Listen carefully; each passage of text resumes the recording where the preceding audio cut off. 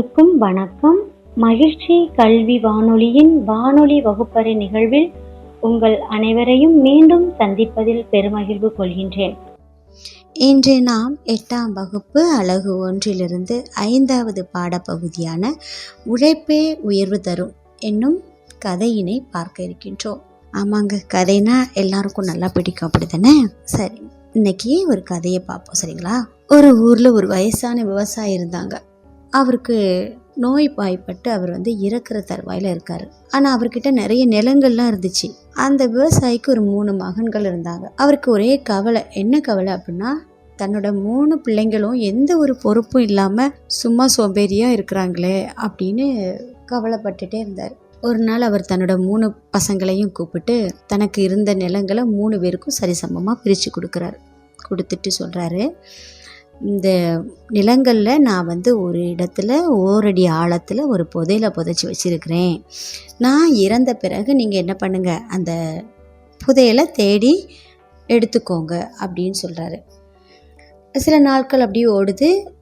இவர் என்ன பண்ணிட்டார், அந்த நோய் அதிகமாகி அந்த நோயின் காரணமாக இவர் இறந்து போயிடுறாரு. அந்த 3 பிள்ளைங்களும் என்ன பண்ணுறாங்க, தன்னுடைய தந்தைக்கு செய்ய வேண்டிய இறுதி கடன்கள் எல்லாம் செய்துட்டு கொஞ்ச நாளைக்கு அப்புறம் நம்ம அப்பா சொன்னாங்களே, ஒரு இடத்துல புதையல் வச்சுருக்கிறதா சொன்னாங்களே, நம்ம அந்த புதையலை தேடி எடுக்கலாம் அப்படின்ட்டு 3 அந்த சகோதரர்களும் சேர்ந்து தன்னுடைய அந்த நிலங்களில் போய் தோண்ட போகிறாங்க.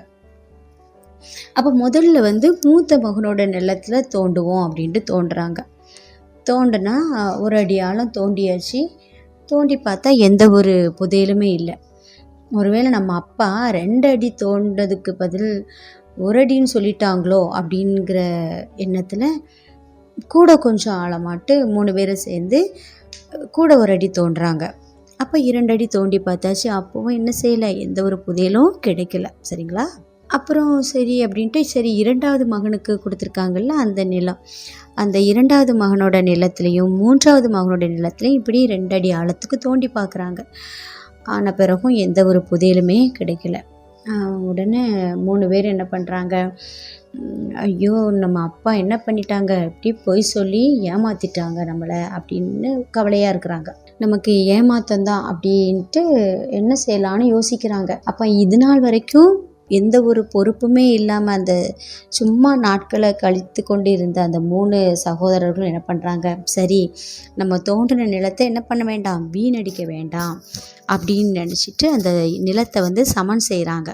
இப்போ இவ்வளோ நாளும் தோண்டும் பொழுது அந்த அடியில் இருக்கிற அந்த 2 அடிக்கு தோன்றுறாங்க இல்லையா, அந்த மணலானது அடியில் உள்ள மண்ணெல்லாம் மேலேயும் மேலே உள்ள மண்ணெல்லாம் அடியிலையுமே போய் அப்படி ஒரு கலவையாகி இந்த மண்ணெல்லாம் சத்து நிறைந்த மண்ணெல்லாம் மேலே வந்துடுச்சு, சரிங்களா? அப்போ இந்த நிலத்தை நல்லா சமன்படுத்திட்டு என்ன பண்ணுறாங்க, தண்ணீர் பாய்ச்சுறாங்க, இயற்கை உரத்தை போடுறாங்க, நல்ல நெற்பயிர்கள்லாம் நடுறாங்க. இந்த நிலத்தை ஆழமாக தோன்றினால இந்த மண்ணெல்லாம் நல்ல மண்ணெல்லாம் அப்படி மேற்பகுதி மண்ணும் அடிப்பகுதி மண்ணும் நல்லா கலந்து நல்ல விளைச்சலை தருது, சரிங்களா?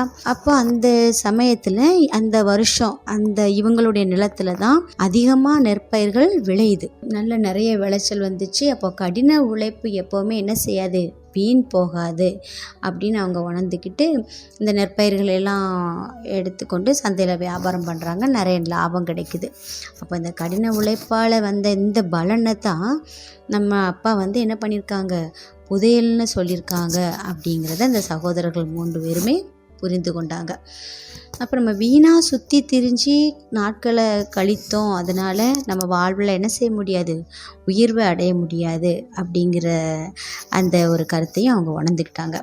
இந்த கதையிலேருந்து என்ன தெரியுது அப்படின்னு பார்த்தீங்கன்னா, கடின உழைப்பு ஒன்றே ஒருவரின் வாழ்விற்கு உயர்வை அளிக்கும். ஒருவர் நிர்ணயித்த இலக்கை நோக்கி இடைவிடாமல் உழைத்தால் அந்த உழைப்பே அவருக்கு வெற்றியை தேடித்தரும். கடின உழைப்பே வாழ்வை சிறப்புற மாற்றி அமைக்கும் தன்மை கொண்டது அப்படிங்கிற அந்த உண்மையை நம்ம எல்லாரும் உணர்ந்துக்கணும். மாணவ செல்வங்களாகி நீங்களும் நம்ம எந்த ஒரு செயலையும் செய்கிறதுக்கு சோம்பேறித்தனமாக இருக்கக்கூடாது, சரிங்களா? நம்ம வெற்றி கிடைக்கல அப்படின்னாலும் மனசு சோர்வடைந்துடக்கூடாது. நம்ம அதை நோக்கி, அந்த வெற்றிங்கிறது மறைஞ்சு இருக்குது, அதை நோக்கி அதை கிடைக்கிற வரைக்கும் அதை தேடி தேடி தேடி ஓடிக்கிட்டே இருக்கணும். இந்த ஒரு கருத்தை இந்த ஒரு கதை வாயிலாக நாம் உணர்ந்து கொண்டோம்.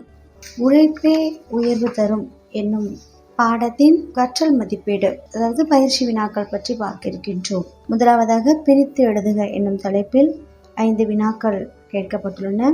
முதலாவதாக தன்னிடம் இருந்த, தன்னிடம் கூட்டல் இருந்த என்று எழுதி கொள்ளலாம். அடுத்தபடியாக 2 அடி, 2 கூட்டல் அடி எனவும், பொறுப்புமின்றி, பொறுப்பும் கூட்டல் இன்றி எனவும், நெற்பயிர், நெல் கூட்டல் பயிர் எனவும், உரமிட்டு, உரம் கூட்டல் இட்டு எனவும் இதற்கான பதில்களை எழுதி கொள்ளலாம். அடுத்தபடியாக வினாக்களுக்கு விடையளி என்னும் தலைப்பில் 4 வினாக்கள் இங்கே கேட்கப்பட்டுள்ளன. முதலாவதாக உழைப்பே உயர்வு தரும் கதையில் வரும் விவசாயியின் கவலை யாது? தனது பிள்ளைகள் 3வரும் பொறுப்பில்லாமல் இருப்பதை கண்ட விவசாயி கவலை கொண்டார் என்று இதற்கான பதிலை எழுதி கொள்ளலாம். அடுத்தபடியாக விவசாயி தன் மகன்களிடம் என்ன கூறினார்? விவசாயி தனது மகன்களுக்கு பிரித்து கொடுத்த நிலங்களில் ஓரிடத்தில் ஓரடி ஆழத்தில் ஒரு புதையலை புதைத்து வைத்திருப்பதாகவும் தான் இறந்த பிறகு அப்புதையலை தேடி எடுத்து கொள்ளுமாறும் கூறினார்.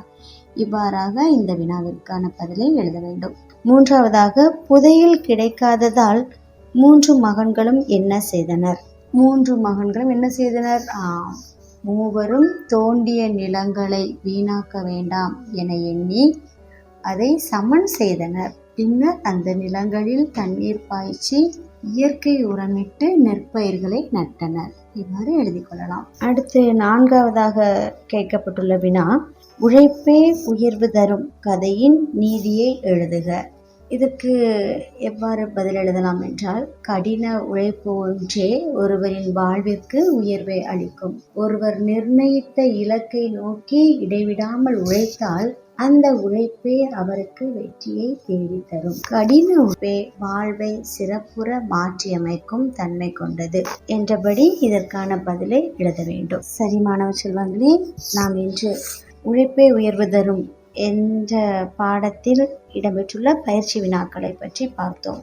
மீண்டும் மற்றும் ஒரு பதிவில் உங்களை சந்திக்கும் வரை உங்களிடம் விடைபெறுவது மா சாந்தி, நாகர்கோவில். நன்றி, வணக்கம்.